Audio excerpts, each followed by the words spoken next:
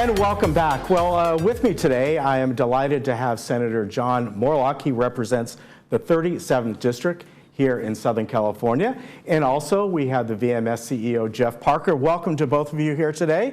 Thank you. Good to see you again, Senator. Be back. Thank you. Good to see you, Jeff. You know, the reason that we're here today is for something special, and it's a bill, Senate Bill 754, that has been kind of bandying about for quite some time. And it's something that really HOAs throughout the state of California were looking forward to having signed and put through, because in the long run, it can end up saving them a lot of money. So first, I'm going to go to our CEO and ask him, tell us your involvement in this, because I know you've been looking at this even long before you came here to the community, right? Right. Ken, one of the things that was real special about looking at this bill was we were trying to find a way to be efficient and effective with our money. Mm-hmm. And that means our residents and spending their money appropriately. And one of the things that we realized was that we were having elections where we had only the number of candidates for the positions to fill. Right. And yet we were still going through the election process that was costing as much as $30,000 per mutual. Yeah.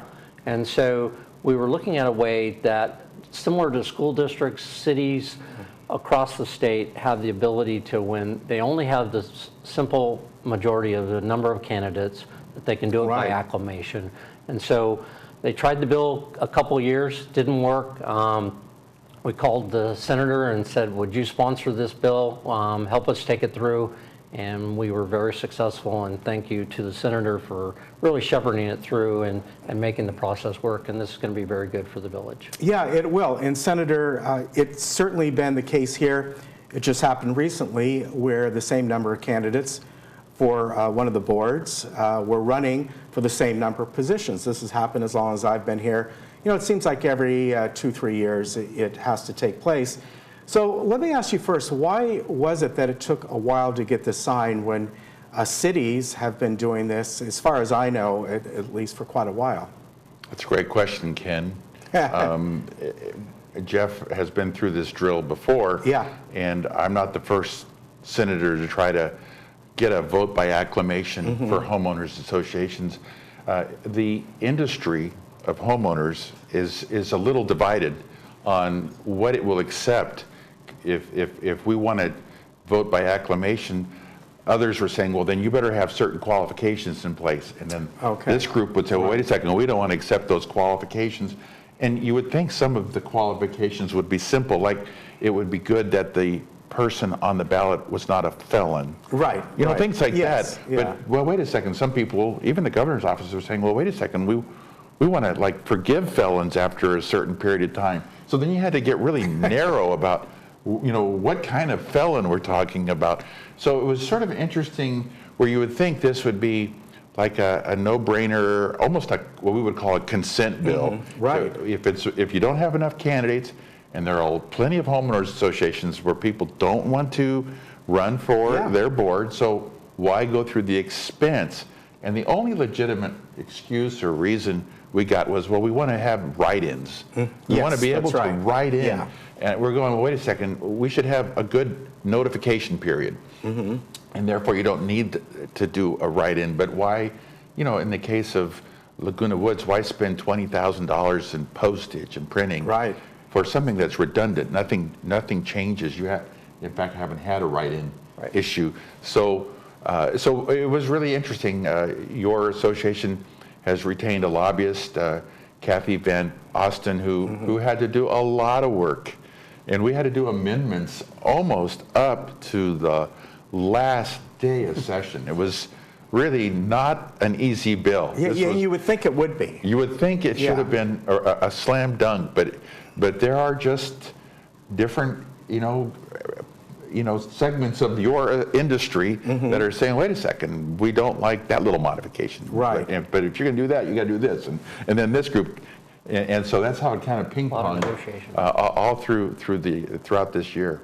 So Jeff, let me ask you, now that this is signed, will we see any differences as far as, you know, the senator mentioned people want write-ins. In other words, the notification period.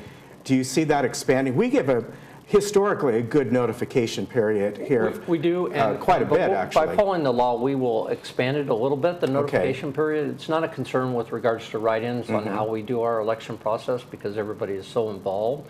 So that notification, though, if somebody says, "Oh, I think I have somebody that would be interested in running," that so we give them a clear time frame for them to get that name in because Right. you can nominate anybody right up until that last day. So that's why the write-in's not as necessary in the village here, because you can literally nominate somebody at the last minute. So having an increased notification time frame will just allow more people to have that opportunity, which we want. Right, we right. want candidates. But in the case if we don't have the candidates, then we want to save the money. Yeah, and it's a considerable amount of money. Yeah.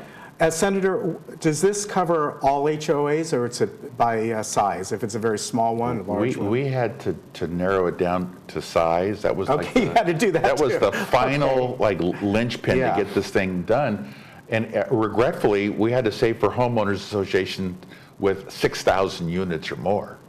So there are not too many of those. There's not. And so that's how we were able to finally get the bill through. So it benefits Laguna Woods, but not too many other areas of the Okay. state, which means that over time, if the industry kind of decides to realize that what you're doing makes sense, they can say, okay, let's reduce it to 5,000, then to 4,000, and maybe over time we could just reduce it down so Right. people start to understand this was not as scary or as confrontational as maybe some of them thought it would be. Yeah, and I would think it would really benefit also smaller associations because the amount of money that they may have to spend can be exponentially more per capita, so to speak. That's They right. still have to go through all the same hoops and all that. So it would greatly, people who, you might only have a few hundred units, even to the point they almost know everyone, to go through that would really be arduous. So I know this first came up, if I'm not mistaken, when Governor Brown was in office. Did it just not make it to his desk, or he just did not sign it? It did not make it to his Okay. desk. They could not agree. I mean, there's forces inside Right. the homeowners association industry, and they showed up for our bills. Jeff was good enough to fly to Sacramento.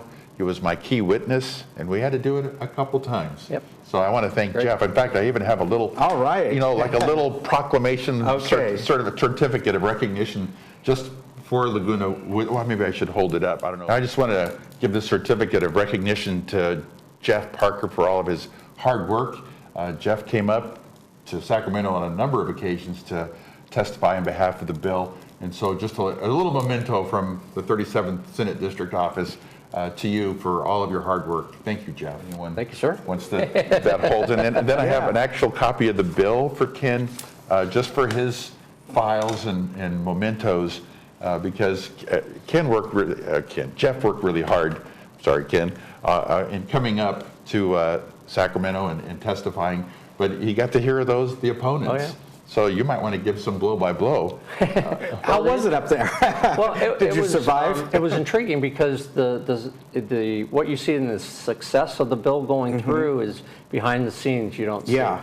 Every time we went and testified, the ultimate passage of these bills was basically unanimous, going through the House and going through the Senate. I think we had one vote of opposition the whole way through. But like the senator said, it was the backup work, behind the scenes work to get everybody on the same page and get an agreement to the point that, again, the population was, as far as the units, was critical. But we kept and maintained that it had to affect Laguna Woods. So certainly the 6,000 number is something that will help us and makes that work for us. But it was fun testifying. It's always enjoyable working with any senator that's willing to help the community, as the senator has done. And so from our heart, we appreciate the effort and what you've done for the community and what it means going forward and saving, I think, substantial amount of money for them.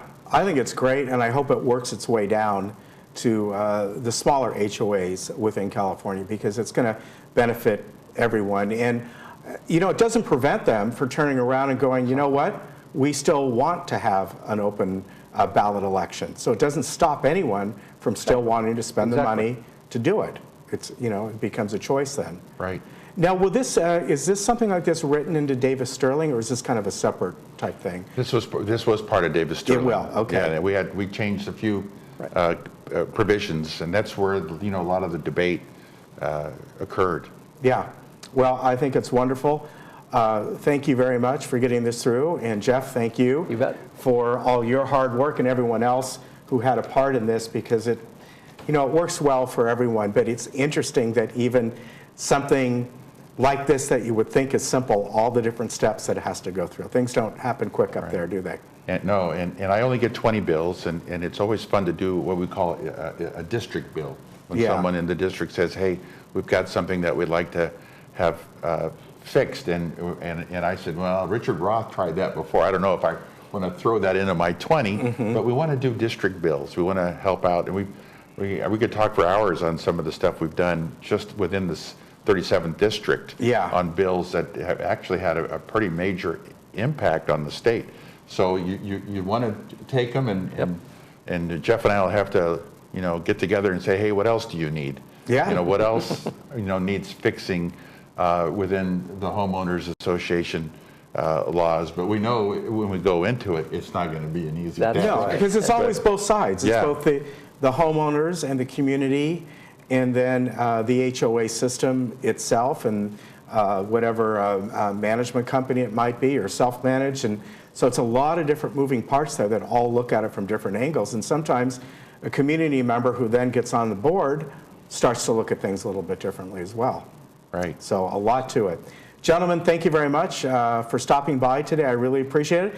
Senator, thank you, Ken. Good to see you again. Hope I see you again soon. Jeff, always good to see you. Good. All right, and we'll be right back.